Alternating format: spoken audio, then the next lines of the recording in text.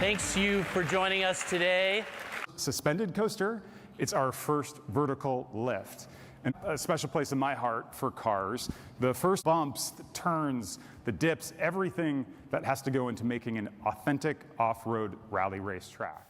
Hey everybody, welcome back to the channel. You are watching Probably at Disney, and boy do I have so much news to break down and share with you guys.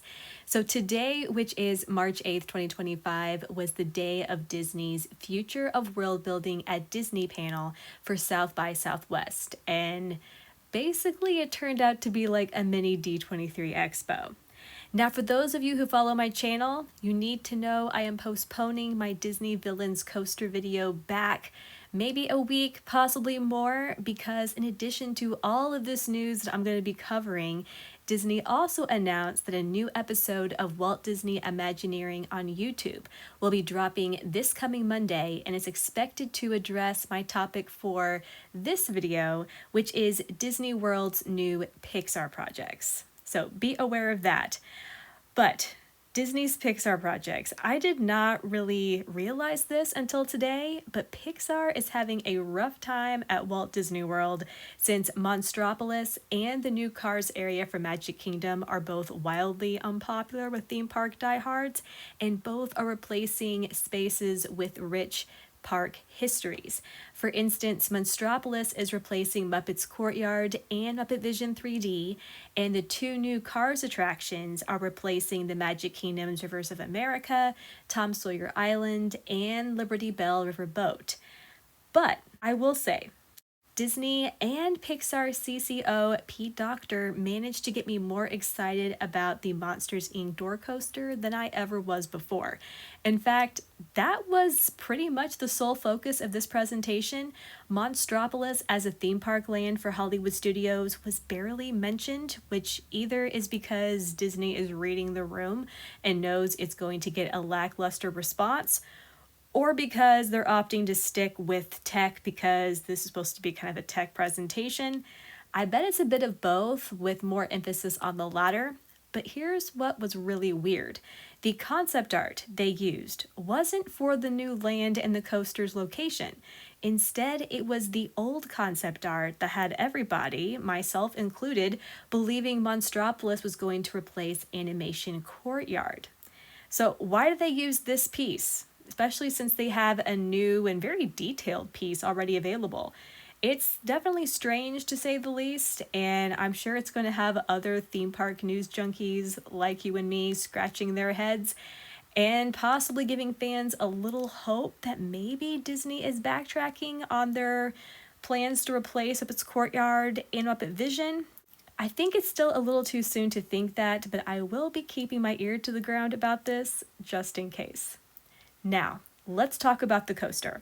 We still don't have a name for the described Monsters Inc. door vault coaster yet, but we did get an incredible look at an animatic of the lift station and a better idea of how this coaster is going to work. So in addition to being Disney's first ever suspended coaster, it's going to have the first ever vertical lift, meaning once you board the ride vehicle, you're not going forward. You're going to be lifted straight up in the air and then be zoomed into the door vault. Something I appreciated was Pete Docter sharing how the door vault sequence in Monsters Inc. was designed with a Disney park attraction in mind, and maybe I'm just being sentimental, but I can't help but feel that makes this ride a little extra special. But this animatic really helps to understand just how unique this coaster is going to be, because at D23, the model they had on display and the concept art suggested it's going to be more of a family coaster. And that's not a bad thing, but family coasters minus Slinky Dog Dash and Seven Dwarfs Mine Train haven't always been great. But I think the lift experience for this one is going to give adults that extra bit of a thrill, and I love that it appears that we won't actually see what the coaster is going to look like. We're going to see the experience while in the boarding area. I think they're going to save that for a big dramatic reveal once you pass through what looks like a hole at the top of the boarding room wall, and then begin with the slide down into the vault. So I think the lift, coupled with the reveal And the fact that this is so different is going to make this attraction a real standout, even if it's not as thrilling as some other Disney park coasters. So do I want Monstropolis Hollywood Studios now? No, I do not. But this coaster, absolutely. And it's climbing the rankings of my most anticipated projects for sure. Now let's switch over to another unpopular topic, which is Magic Kingdom's new Cars area replacing the Rivers of America. Like Monstropolis, fan opinion of this project seems to get worse with time, and maybe Disney knew that because they gave us a lot of information about the signature off-road rally race ride.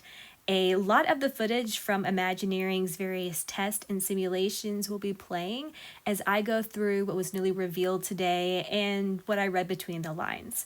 So the first is that Disney referred to this being in addition to Frontierland multiple times.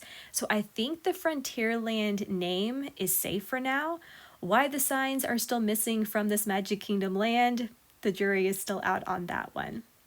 Also, very little, if anything, was said about the second and smaller Cars attraction that's expected to be a bit more family friendly. I kind of found that to be a bit odd, but maybe again that's because this was a tech presentation. Disney also revealed that Lightning McQueen and Mater have left Radiator Springs. That's part of this signature rally race ride's backstory. And for, I quote, a space never seen on screen before. And Disney is developing a new type of ride vehicle specifically for this attraction, and one that will allow guests to feel the terrain and the off-road experience.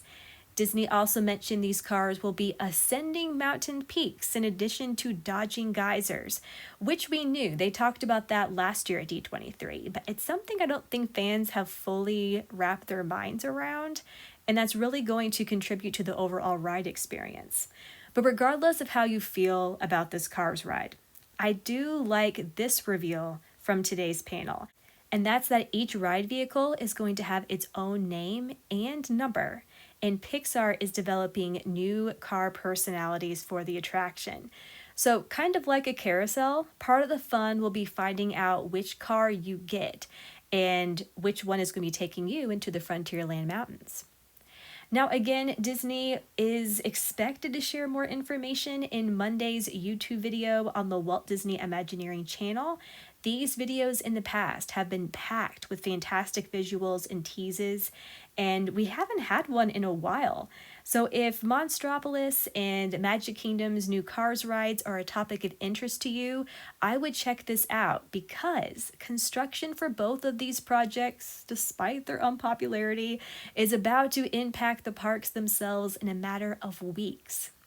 Also, please do check back here because if there is anything new or worth analyzing, you know I'll be covering it, but with a slightly different spin. But that is all I have for the moment. I do have more to share about South by Southwest with you, so please stay tuned to the channel. Please give this video a like and consider subscribing because, just like Disney, I'm only getting started in all that's coming to the Disney parks in the coming years, and I'd love to have you along for the journey.